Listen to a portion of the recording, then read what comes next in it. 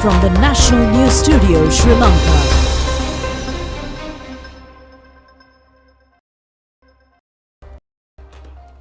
Hello there, good evening. Welcome to the National News Broadcast. I'm Niket Karunaratne together with Kasuni Balachandra. We'll start off with the headlines as usual.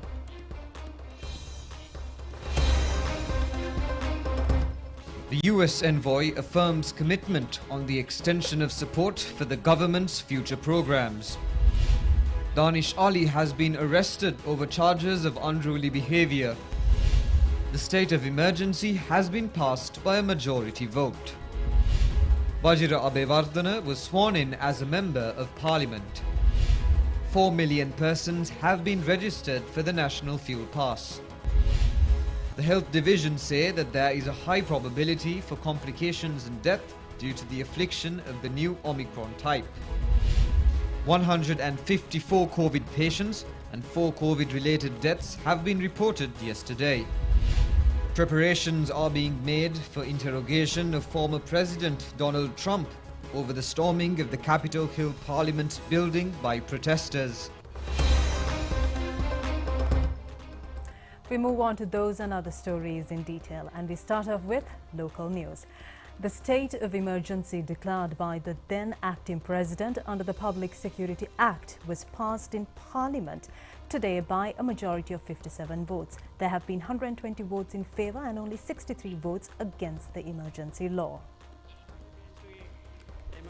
When Parliament resumed sessions at 10 p.m. this morning, Leader of the House, Minister Susil Premajayantha, has presented the proclamation on the state of emergency by the acting president under the Public Security Act. Thereafter, the debate has commenced. Chief Opposition Whip and Parliamentarian Lakshman Kiriyalla has requested for a vote after government and opposition members expressed their views in the debate, which lasted till 5:20 p.m. Accordingly, a vote was conducted. The then acting president, through a declaration made on the 17th of July this year, under Clause 2 of the Public Security Act and according to the provisions in the second section of the relevant ordinance, that a state of emergency was to be implemented island-wide with effect from 18th of July was implemented. It has also been pointed out that the reason for making such a declaration was the need to safeguard public law and order and for the maintenance of essential supplies and services for the well-being of the general public. It has also been reported that the Parliament has been informed of the declaration of the state of emergency according to the 4th Sub-Constitution and the 155th Constitution. According to the Public Security Ordinance, the declaration has to be approved by Parliament within 14 days. It would become valid for a period of 1 month. In the event of not receiving parliamentary approval, the declaration would be annulled within 14 days. The state of emergency should have to be extended through parliamentary approval once in every 30 days. Vajira Abewardhana was sworn in as a member of parliament in Parliament today. He was appointed to the parliamentary post that fell vacant due to Ranil Wickremesinghe assuming duties in the post of presidency.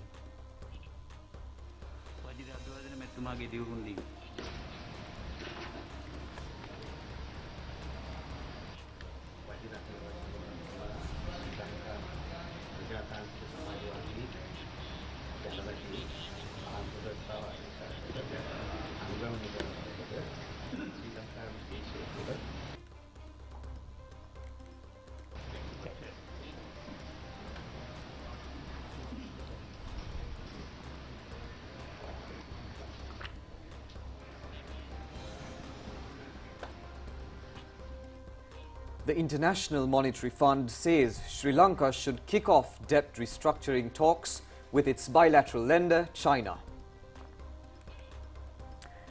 Sri Lanka has to engage with its creditors, both private and official bilateral, on a debt workout to ensure debt sustainability is restored, Director of the IMF's Asia and Pacific Department indicated. Technical talks on a new IMF program are ongoing with both officials from the Finance Ministry and the Central Bank. An extended fund facility program from the IMF, which would be the fund's 17th plan for the nation, requires countries to make structural economic reforms. Maldives and Laos are other examples of countries in the region that are facing onerous debt situations.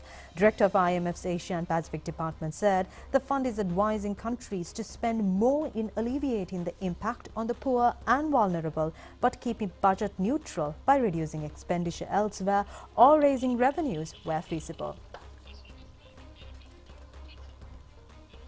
Ambassador of the United States of America to Sri Lanka, Julie Chung, called on President Ranil Wickremesinghe. The meeting took place at the Presidential Secretariat today. After offering her congratulations to the President, the ambassador engaged in a friendly conversation with him. During the meeting, they discussed on improving the existing relations between Sri Lanka and the United States through a strong approach. And the ambassador assured that she would provide support for the future initiatives of the new government. The High Commissioner of India to Sri Lanka, Gopal Bagli, has paid a courtesy call on new Minister of Foreign Affairs, Ali Sabri. The meeting was held at the Foreign Affairs Ministry yesterday. During the meeting, the High Commissioner briefed the Foreign Minister on the assistance provided by India to Sri Lanka in the context of the current economic challenges. Minister Ali Sabri thanked the people and the Government of India for the support extended to Sri Lanka, especially during this difficult time. Minister Sabri and High Commissioner Bagle discussed the progress of ongoing bilateral engagements between the two countries and noted with satisfaction the multifaceted cooperation between the two countries. A person named Danish Ali has been arrested at the Katnaika International Airport yesterday when he attempted to flee to the state of Dubai. Ali has received summons from the judiciary over charges of unlawful behavior, of obstructing a group of representatives of the meeting of the officials with the Ministry of Finance on the 20th of June. The arrest has been made by officials of the Criminal Investigation Department and the police. Danish Ali has also been accused of a forceful entry into the Sri Lanka Rupavahini Corporation and unruly behavior on the 13th of this month.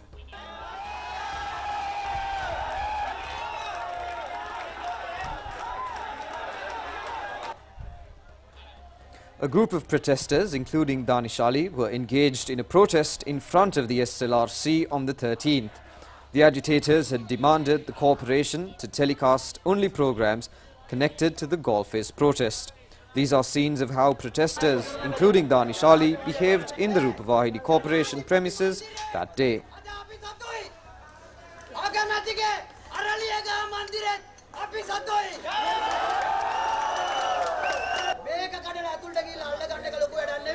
Right, telecast එක නතර කරන්න වහාම අරගලේ telecast එක විතරයි යන්න ඕනේ. කො ඔයාලගේ program එකට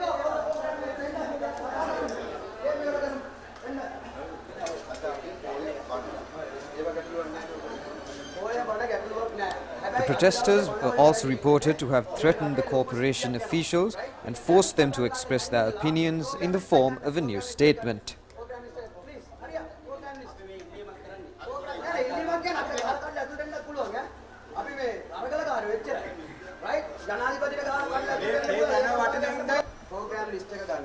right දැන් වන පිරිත් වලට ඔක්කොටම වැඩිය හරිද හැම දෙයකටම වැඩිය දැන් වැදගත් රටේ දැවෙන ප්‍රශ්නයක් තියෙනවා මේ ජනාධිපති ලේකම් කාර්යාලය අල්ලගත්ත අපිට හරිද ඊට පස්සේ මේ තියෙන අනිත් හැම දෙයක්ම අල්ලගත්ත අපිට මේ ජනාධිපති මන්දිරේ ආර්ලියගා මන්දිරේ මේක ගහලා අල්ලන එක ලොකු වැඩක් නෙමෙයි.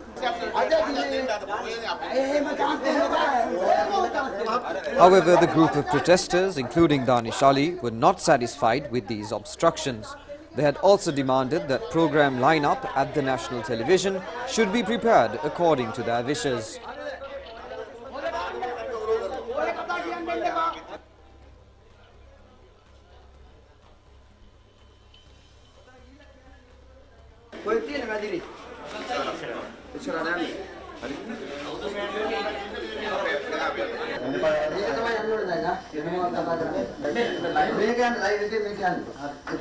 වහාම මේ ටෙලිකාස්ට් ඔක්කොම මාරු කරලා අරගලයේත් එක්ක එකතු වෙන්න දැනට අපිට ඕගොල්ලෝ ආරාධනා කළා ජාතික රූපවාහිනියෙන් අපි ආව නෙමෙයි. ඕගොල්ලෝ පරණ විදිහටම පරණ බෙරේ තමයි වයා හිටියේ. මේ ජාතික රූපවාහිනිය වගේ ඒවා දිගටම විකාශනය කරන ටයිමින් ගැන හිතන්න එපා. මේක අපි ජාතික රූපවාහිනිය ජනසතු කරන අවස්ථාවක්. විශේෂයෙන්ම මාධ්‍යක වගකීම තමයි සෑම පාර්ශවිකම මතය නිවැරදිව රට ඉදිරියට ගෙන යාම. තින් ජාතික රූපවාහිනිය මේ මොහොතේ කළෙත් ඒ අරගලකරුවන් නියෝජනය කරමින් මේ ස්ථානයේ පැමිණි අපේ ධනේෂ් අලි සහ කැලුම් අමරසිංහ.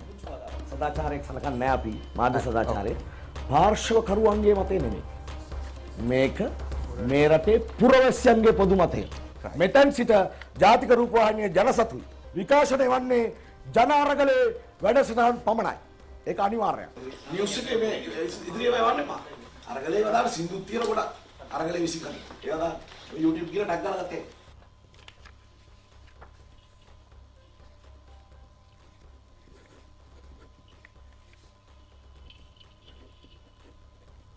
විභජන යෝජනාව සාමකාමීව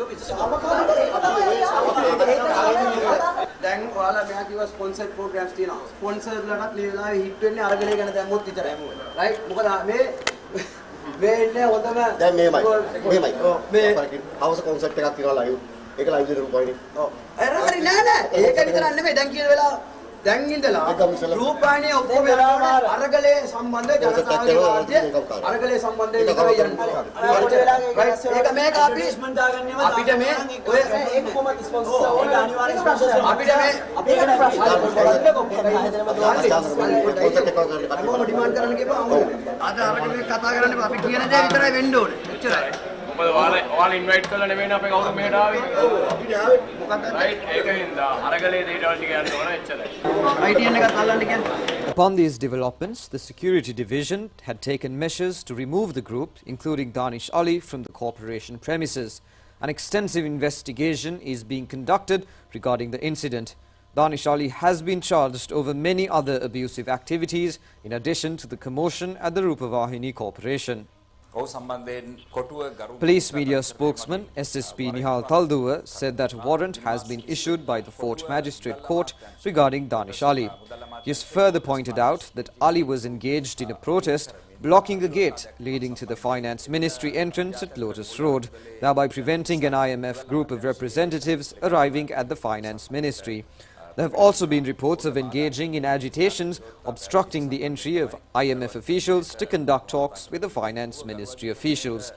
The warrant has been issued due to the failure of the suspect to report to the courts.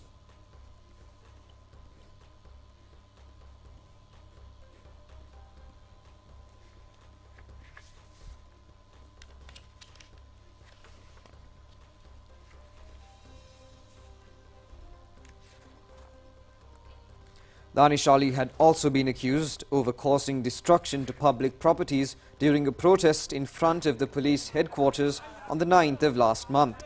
He was produced before the Fort Magistrates Court but was later on released. Danish Ali is also an accused in the assaulting and forceful detention of army intelligence officials who were stationed near the presidential secretariat on the 12th of last month. Another accusation launched against Danish Ali had been the threatening of police officials who went to inspect the Bandaranaike statue at the Golface Green on the 20th of this month after receiving complaints of plans to damage the statue. The police have presented facts regarding all these incidents to the judiciary. Officials of the airport unit of the Department of Criminal Investigations had arrested Danish Ali while remaining in a UL-225 aircraft of the Sri Lankan Airlines. The police say 31-year-old Danish Ali is a resident of Kurunegala. He was under the custody of CID officials but was later on handed over to the Cinnamon Gardens police station.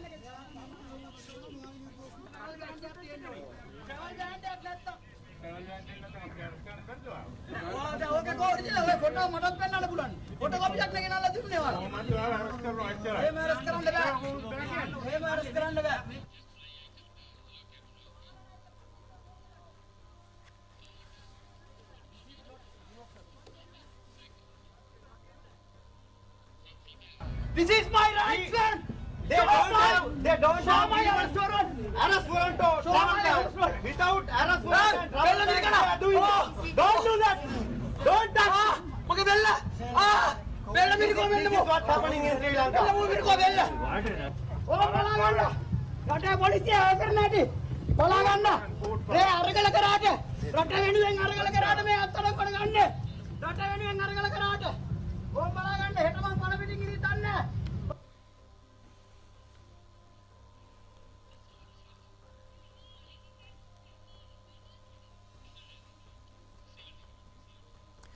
Danish Ali, who was under the custody of the Cinnamon Gardens police station, was reported to have produced before the Fort Magistrate a short while ago.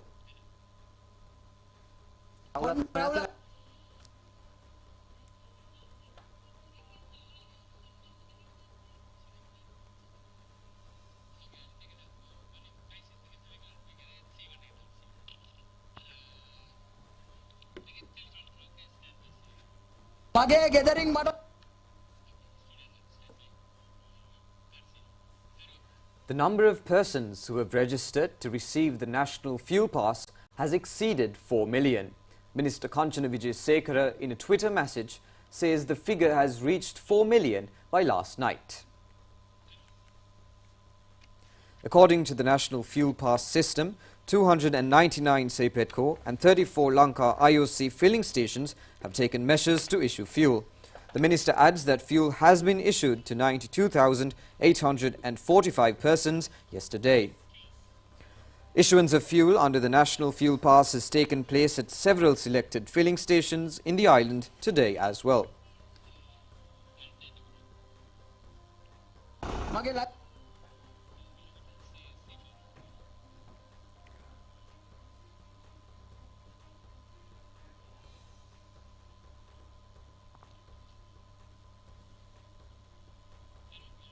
Fuel was provided according to the final digit in the number plate of the vehicle today as well.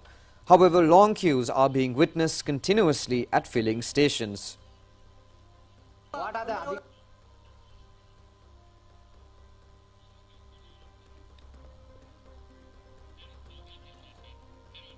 Fuel was supplied by the SLTB depots to private buses as well as school vans today. Registering of three-wheel owners at the relevant police stations for the purpose of provision of fuel has commenced today. Accordingly, the three-wheel drivers could purchase fuel from selected filling stations in the respective areas.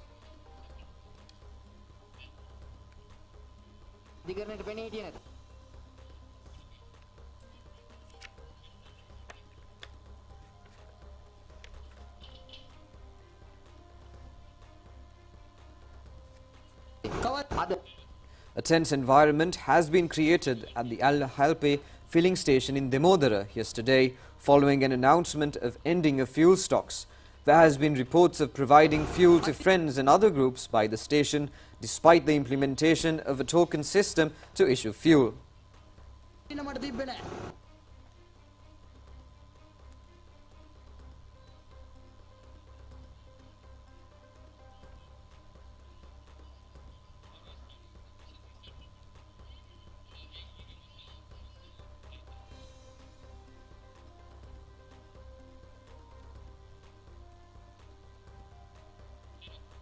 Fuel was issued for machinery equipment used for gardening purposes by the Gurugoda filling station in Ingiriya today.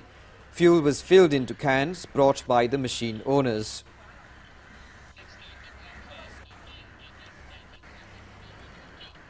Minister Douglas Devananda says steps will be taken to provide kerosene to fishermen within a week. The minister has given this assurance at a discussion with representatives of fisheries organizations in the western and northwestern provinces yesterday. Minister Devananda also said orders have been made to purchase 10,000 metric tons of kerosene from Singapore. The Department of Immigration and Emigration says foreign passports are being issued to applicants who have already reserved a date and time. It adds that this decision has been taken as a measure to control the re-emerging COVID pandemic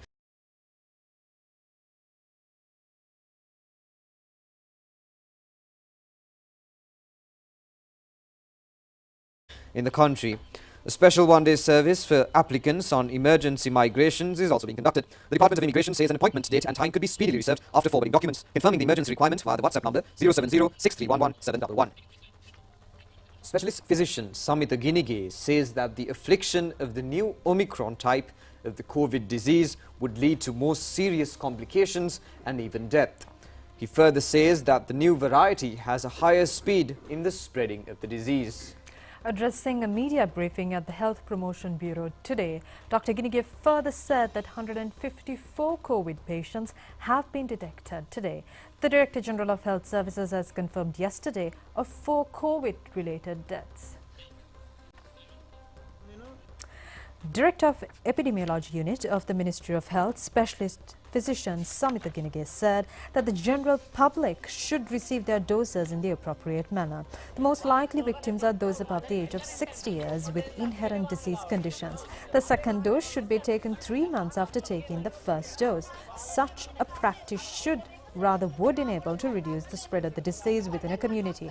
The death rate due to COVID disease is high among those above the age of 60.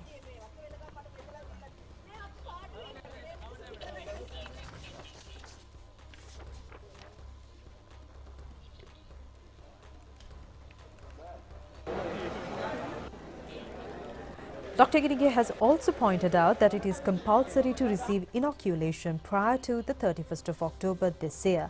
Facilities have been provided at all medical officers of health officers and at government hospitals to receive the first, second, third and fourth doses of the vaccine. Inoculation of the fourth dose of the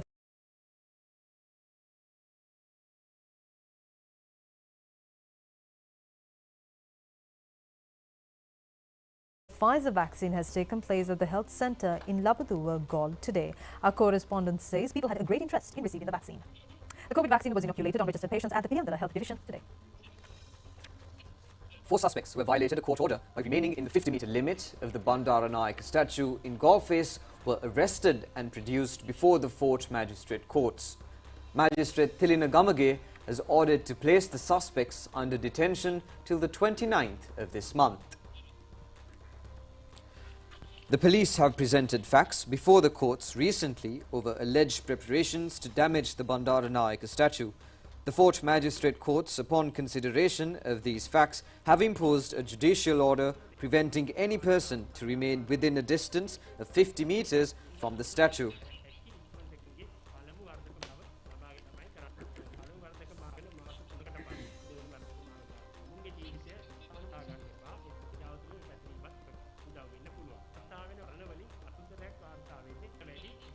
These scenes recorded this morning depict how the protest was conducted on the 110th day today.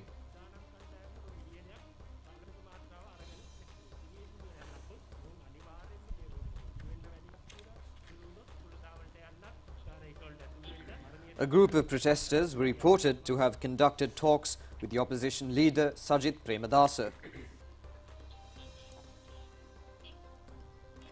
The 4 suspects detained over the incident of setting fire to the private residence of President Ranil Wickremesinghe were ordered to be further detained till the 10th of next month.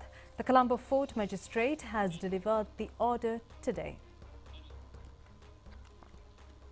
The magistrate, after acknowledging a request made by the Department of Criminal Investigations, has given permission to name Ivan Andrew Pereira, who has been presently subjected to a foreign travel ban, as the 5th suspect of the case.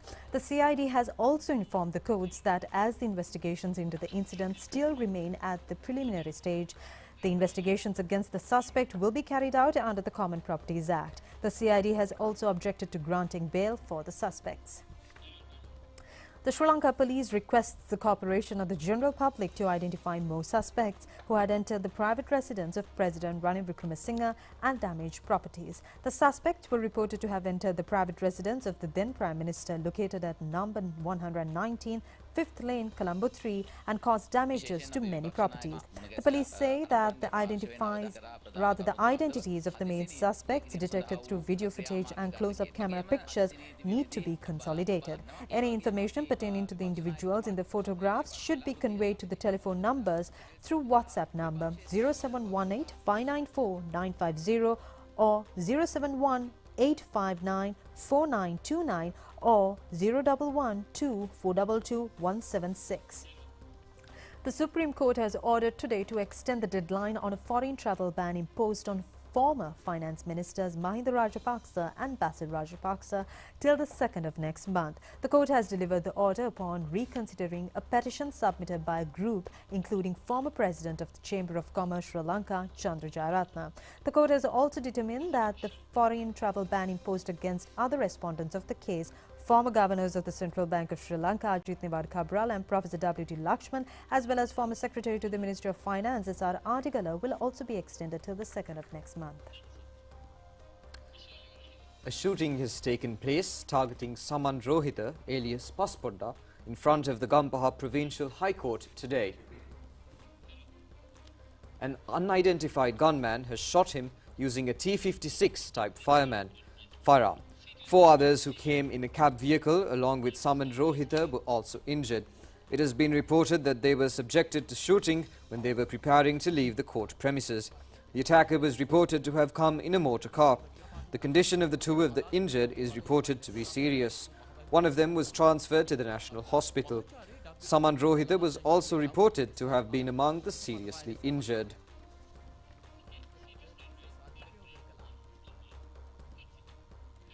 We'll be back with foreign news after this short break.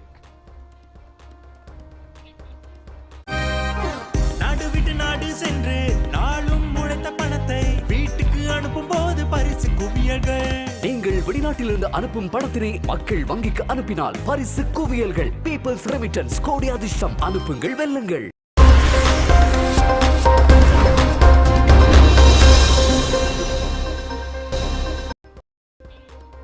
Welcome back, and in your foreign news tonight, the U.S. Justice Department is examining former U.S. President Donald Trump's actions in connection with efforts to overturn the results of the 2020 election. Rioters stormed the U.S. Capitol on January 6th last year in an effort to overturn the president's election defeat. No former U.S. president has ever been indicted for criminal conduct. Federal prosecutors have reportedly inquired the witnesses directly on the behavior of the former U.S. president. So far, they have chosen not to open a formal criminal investigation into President Trump.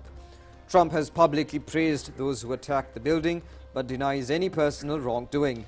The Justice Department already has a criminal investigation into the series of incidents that occurred on the 6th of January. Any decision by federal prosecutors to bring charges against a former president, a potential candidate in the 2024 election, would have significant constitutional and political consequences. In addition to federal prosecutors, a powerful U.S. congressional committee has also been holding its own separate investigation into the armed storming of the Capitol building. The congressional committee, made up of 5 Democrats and 2 Republicans, called dozens of witnesses last week in an attempt to build a case that Trump launched an illegal bid to overturn his defeat by Biden in the 2020 presidential election, culminating in the riot. Those questioned included senior members of the former President Trump's senior staff and former Vice President Mike Pence's staff, multiple U.S. outlets report. Gas prices have soared after Russia further cut gas supplies to Germany and other Central European countries after threatening to earlier this week. Europe gas prices rose 9%, trading close to its earlier all-time high after Russia invaded Ukraine. Russia has been cutting flows through the Nord Stream 1 pipeline to Germany, with it now operating at less than a fifth of its normal capacity. Germany imports 55% of its gas from Russia, and most of it comes through Nord Stream 1, with the rest coming from land-based pipelines. Ukraine has accused Moscow of waging a gas war against Europe and cutting supplies to inflict terror on people. The latest reduction in flows puts pressure on EU countries to reduce the dependence on Russian gas even further, and will likely make it more difficult for them to replenish their gas supplies ahead of winter.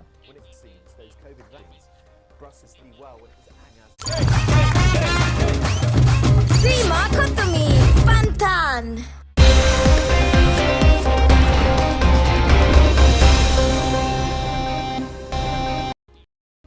And now we'll take a look at sports news.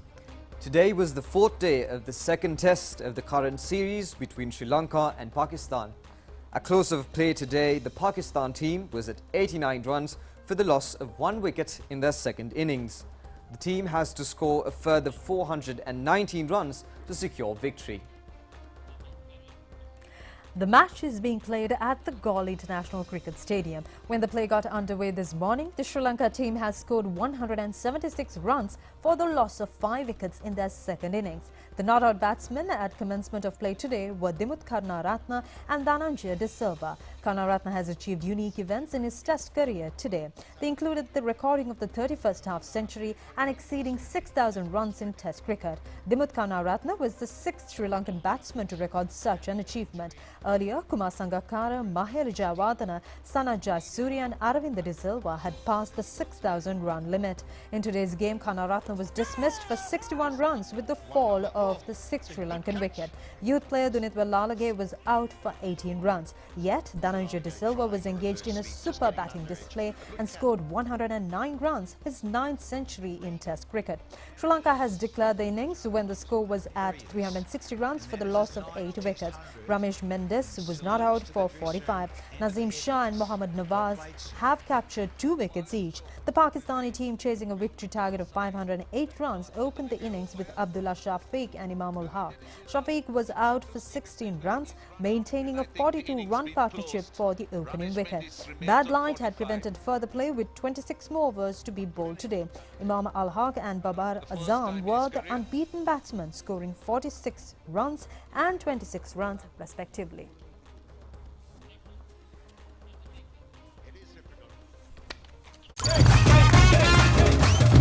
Sima Kutumi, Pantan. That's all the news for today. Join us again at the same time tomorrow. Good night. Good night.